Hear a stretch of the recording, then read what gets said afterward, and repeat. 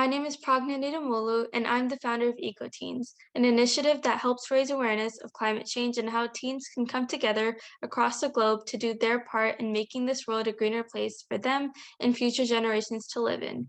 As a part of EcoTeens, we launched a podcast called Green Stories to bring diverse perspectives on sustainability and what we all can do as global citizens to address climate change. Today, we have a very special guest in this episode, Elise. It's so nice to meet everybody. Hello. Elise is a global head of Jones Day's Future of Energy, Renewables, and Sustainability Working Group. Elise's principal focus is on advancing global strategic alliances and new markets in the clean energy and decarbonized sectors, with particular experience in hydrogen and industrial and mobility sectors. She brings to her work extensive experience with a variety of groundbreaking transactions and projects, including nuclear, solar, wind, fuel cell, storage, micro and smart grid, and water technologies, as well as the associated environmental attribute markets. Elise is a co-founder of the Alliance for a Climate Resilient Earth and serves on the board of directors of the Stimson Center, which is a leading nonpartisan global think tank. That's You a did very impressive great. resume. Oh, that's a silly resume. That just means that I am a lawyer and I work at a think tank. And those two things I think should be linked, right?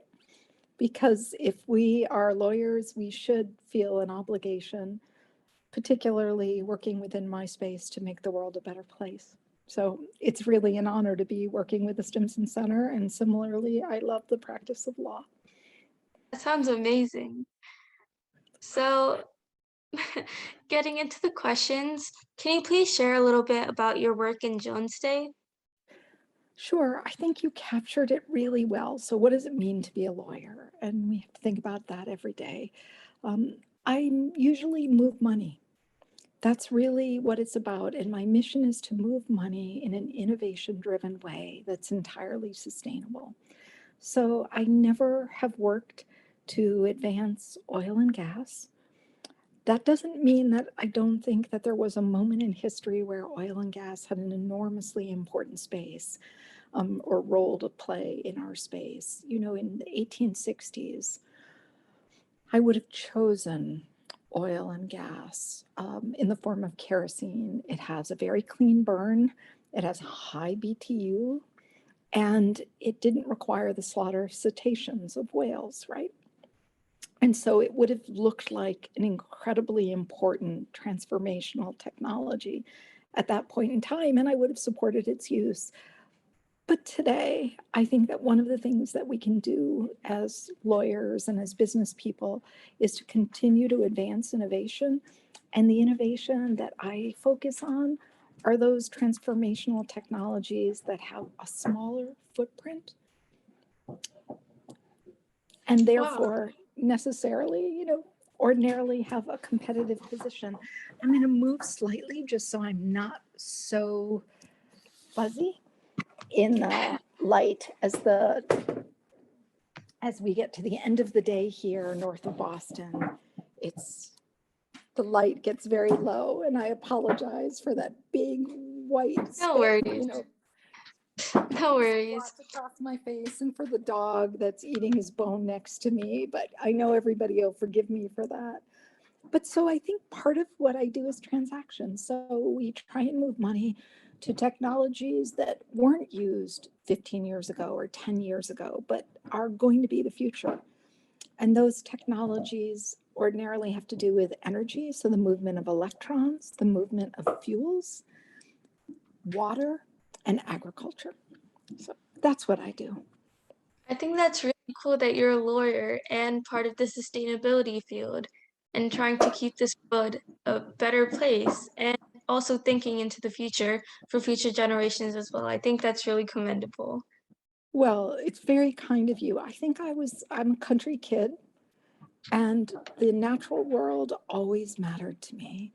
I just am one of those kids that grew up on horseback. I grew up with lots of dogs and caring for wild animals. And I never wanted to be a person. I frankly never cared too much about the money. right? If I did, I would be doing something else. And I really liked, I'm maybe the umpteenth generation of inventors. My great grandfather was an inventor. My grandfather was an inventor. My father was an inventor. My brother has a MacArthur Prize in engineering, so he's an inventive spirit. And I just think that for me, I, I think I knew at my core that innovation was the way forward for a progressive, inclusive culture. And I really liked being able to change the way we think about transactions and policy and about changing the way we measure things. So I'm just a nerd that, adapted to the legal space really easily because I'm a nerd. So I think it's really important to have people like you leading the way, and especially in law too. That's really interesting. I feel the same way about you all. I think that what's really important is that you're leading the way and that you set expectations for us, that you have demands for us, and that we meet your demands. I think we haven't done enough of that generationally. And so you all have to keep pushing us, and you should expect that we only deliver the best because you all deserve no less. I completely agree.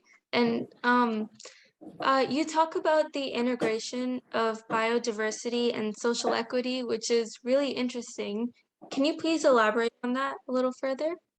Yeah, so I think that Gaylord Nelson said, right, that the economy is a wholly owned subsidiary of the environment.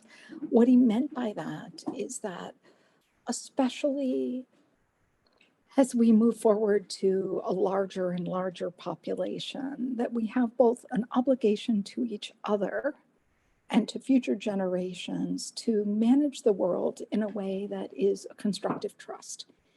We need to make sure that we don't eradicate species and spaces through thoughtlessness, through greed, and, frankly, through a lack of attention to the importance of those species, to the way that we all exist as human beings.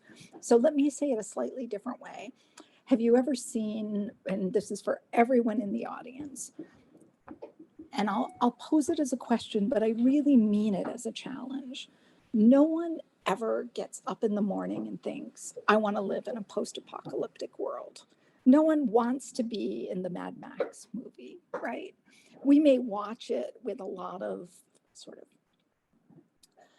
gasping or, on the edge of our seats because it's thrilling. But whether it's Blade Runner or Mad Max or, Will Smith, nobody gets up in the morning and says, yeah, that's the ideal world for me.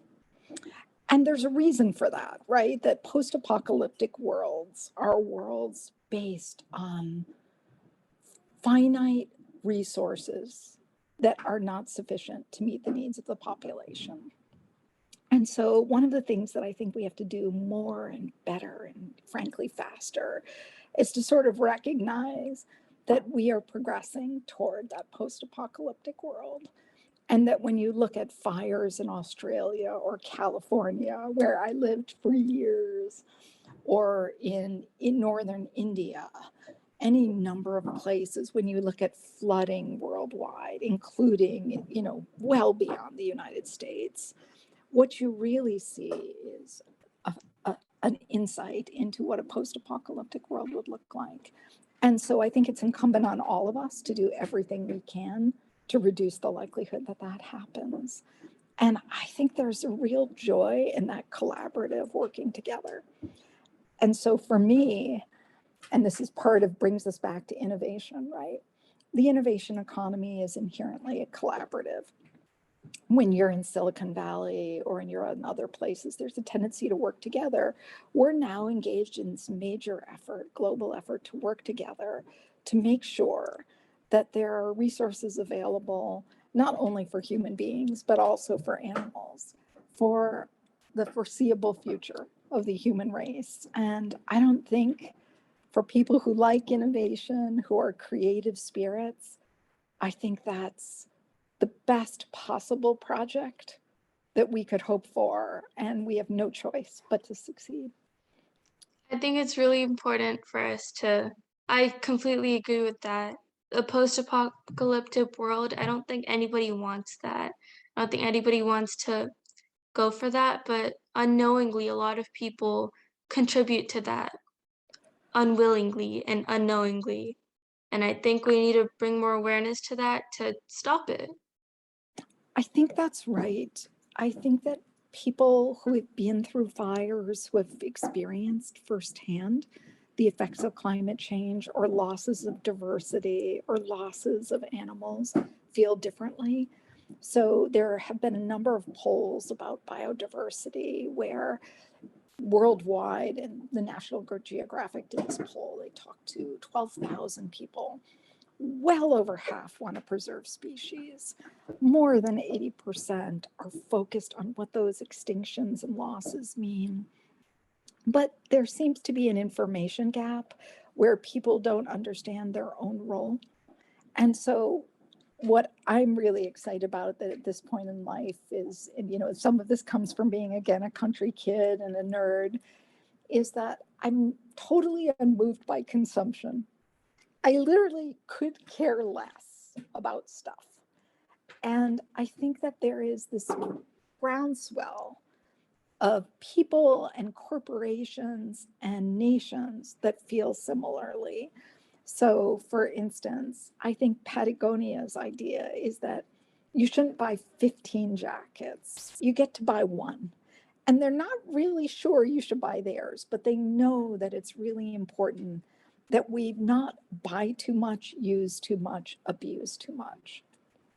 Similarly, the world, I, I'm unmoved by people who feel like the only food that they can manage is hamburgers, right? Or sugar sodas. Like, whatever, that's fine. But those people are increasingly, they look like relics to me, right? In part because you can have a plant-based hamburger that's not such an intensive user of the environment, that doesn't involve cruelty. And I think most young people certainly believe that. So when I became a vegetarian, I'd never met one. Now, if I look at my nieces, most of my nieces are vegetarians or vegans.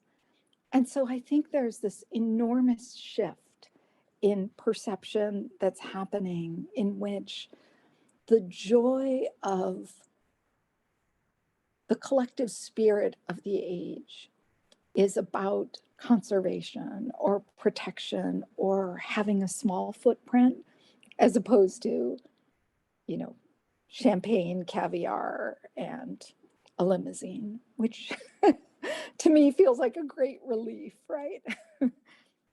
I agree. Wow.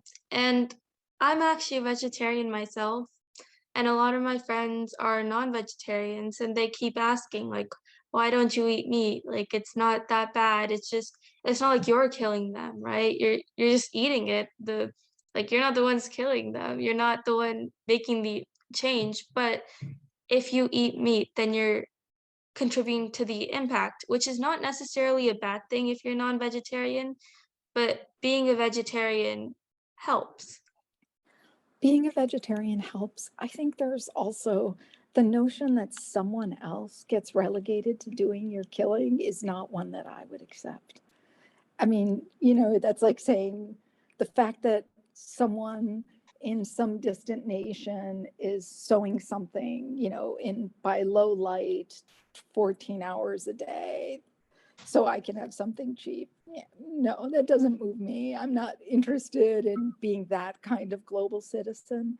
I think the idea behind global citizenship is that we all believe in the value of this collective race and space and peoples, all of them, and that we try very hard to be as light-footed as we can so that everybody has a chance.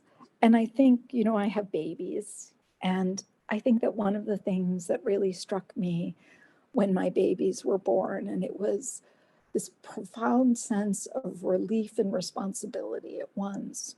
But I remember thinking that my babies were safe by accident of birth, that they were safe because I was born in a developed world and they were born in a developed world with a high standard of medicine and high quality life, and that was purely historical accident. And I want to make sure that all babies born don't have to rely on historical accident for their success. Does that make sense? Yeah, I totally agree. And if we don't do our part in making this world a better place for future generations, then there's going to be nothing for them. There'll be Yeah, nothing good for them to live for. no, that's exactly right. And that's destabilizing. And when you destabilize nations and cultures, you end up with war.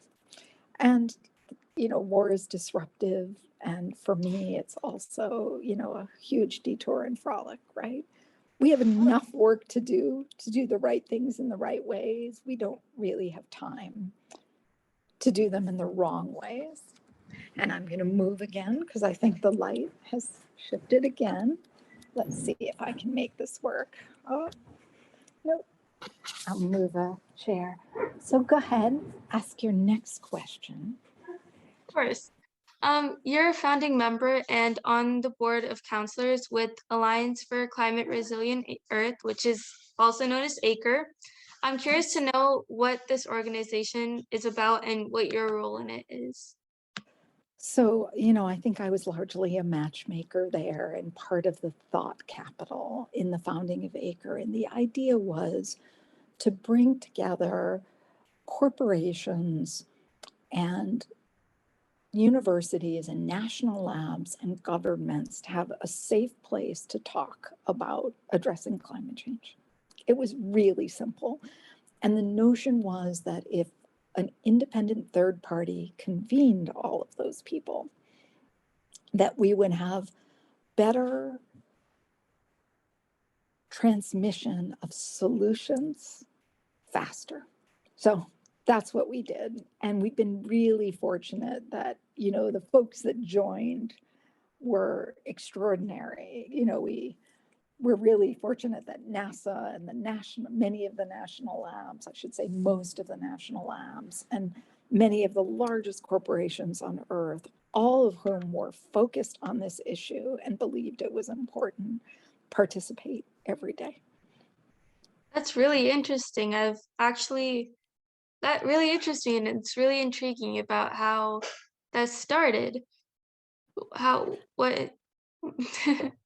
Well, I think that it's really hard to talk about climate, right? So when you think about climate, a metric ton is a really difficult concept to get your hands around.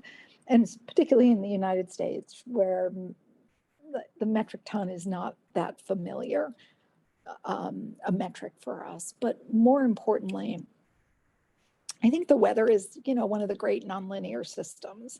And for people who love physics, and I do, then oh my gosh, it's so exciting because nonlinear systems are really complicated and you get to dive in and really think about what affects them.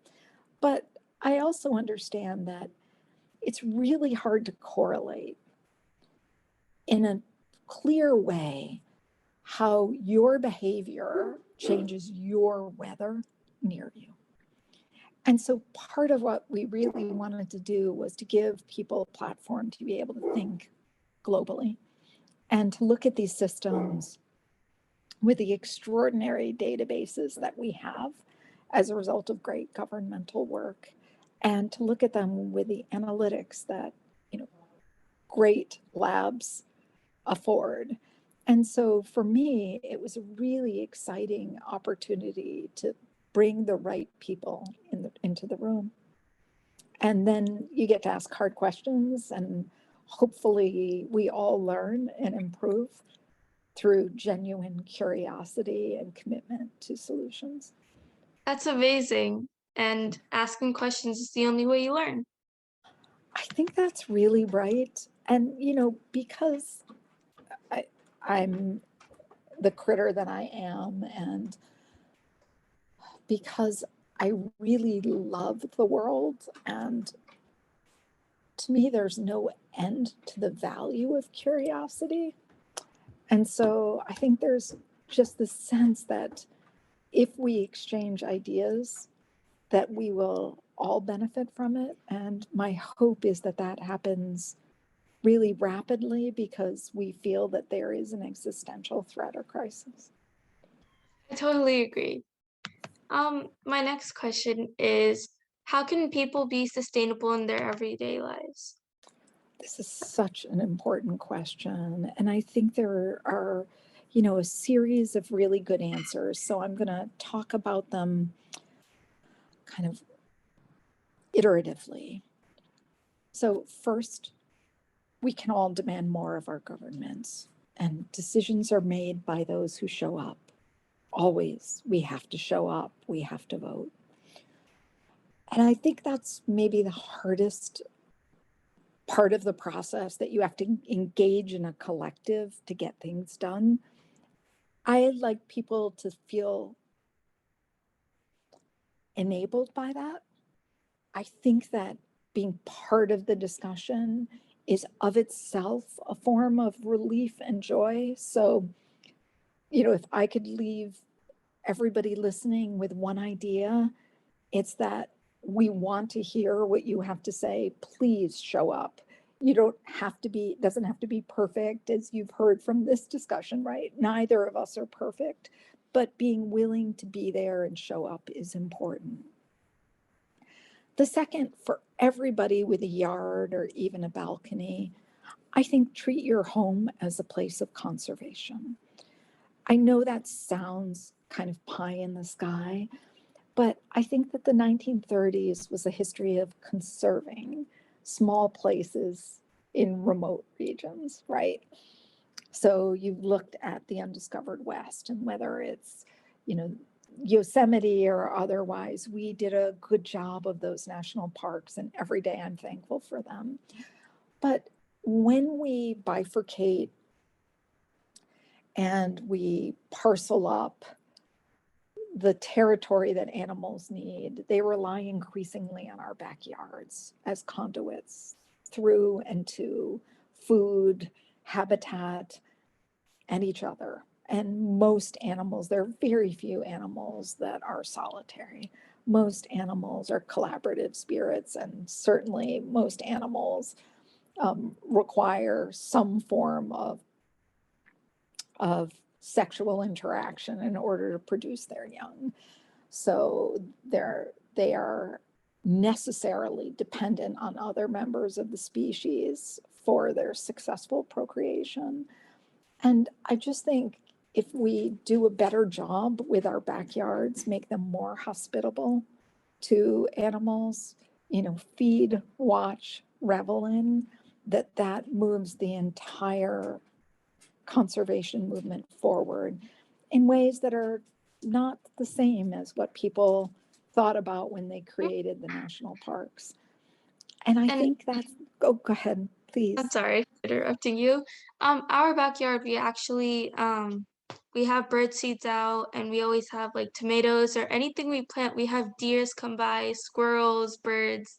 We have so much wildlife in our backyard, and it's so nice to see them be able to enjoy when they don't have much other place, since we've taken up so much of their own home.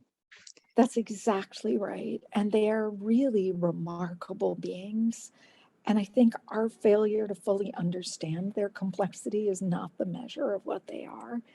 I also would say, I think that one of the things that I didn't grow up with television. So part of being country and a nerd, right, is that, television is not this major part of my growing up.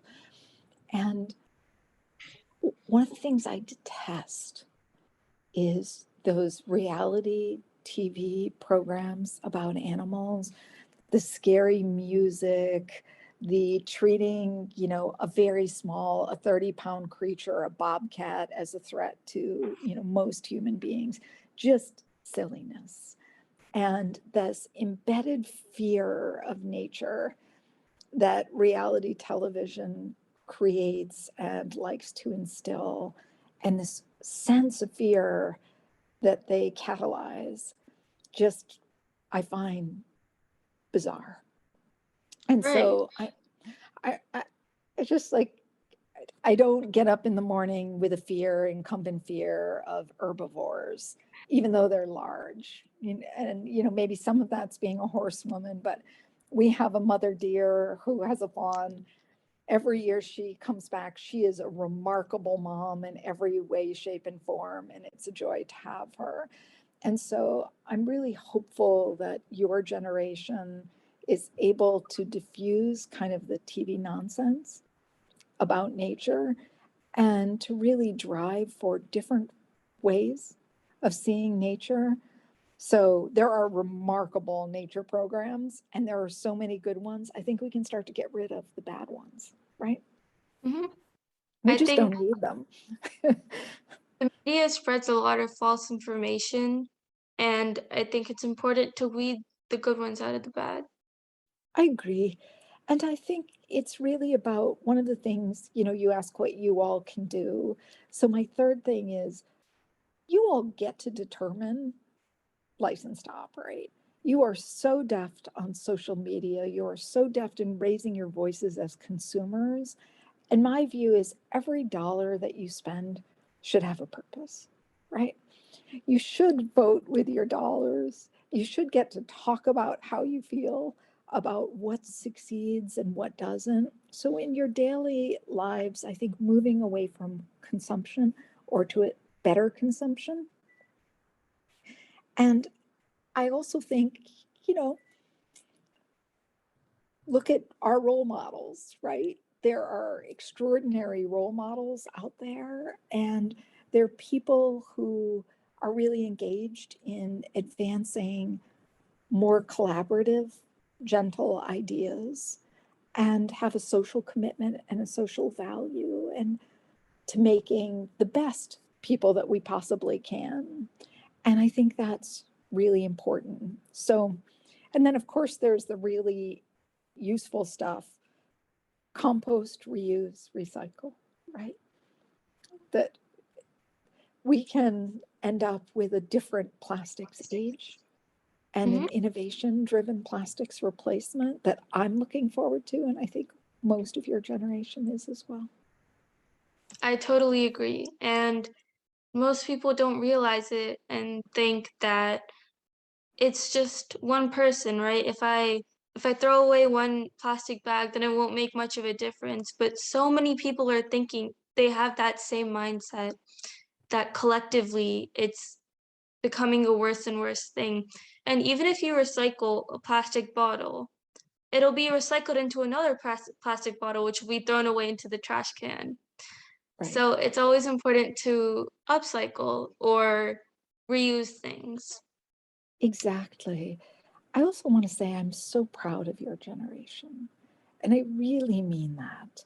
Like, you are so far ahead of where I was at your age and where so many of us are. And I think that I look and I feel this enormous sense of pride and comfort. And I want you all to know I'm proud of you. At the same time, I don't expect, nor do I believe it's reasonable to expect you all to do it yourselves. And so just remember, you have the voices, demand more of us every Yeah, single day. I we really appreciate that, and we need to take that to heart and actually create tangible results and push this forward. And And I think that's right. And I think that there are hard things and less hard things. Um, and I want to be clear and careful about that. That like there are things that mhm, are intrinsically abusive that we can stop, right? Bullfighting is a joke. Right? There's no reason for it. I think that many of us would agree that in this age, the word wastewater should not exist, right? yes. Less than 2% of the world's water is potable, even far less of it is accessible, far less than that is clean. The notion that we have this word that is about wastewater to me just means we're thinking about it all wrong. And by the same token, there are some things that are hard that require real balance. And that's why we need your voices so much, because without your voices, we won't have the full sense of what the world's population, and particularly future populations, are ready to do. That's really inspiring, and I think it's really important that my generation takes this to heart. Well, your generation is doing an amazing job. And when I see you all leading every day again, and most importantly, I couldn't be more proud of you all. That So, means a lot. well, and now we have talked for half an hour, and I know that's more than enough for your audience, but I am happy I make the commitment. Anybody is always welcome to call me. You are welcome to give out my cell phone number. And I'm always happy to come back. And you can set it up so that people can ask me really hard questions. I'm happy to answer the really hard questions. I think that this is a great first exchange, but we need to make sure that people who feel differently get to express their points of view and we get to talk it out. So I'm always happy to come back. You just call anytime. Of course, that's such a great opportunity.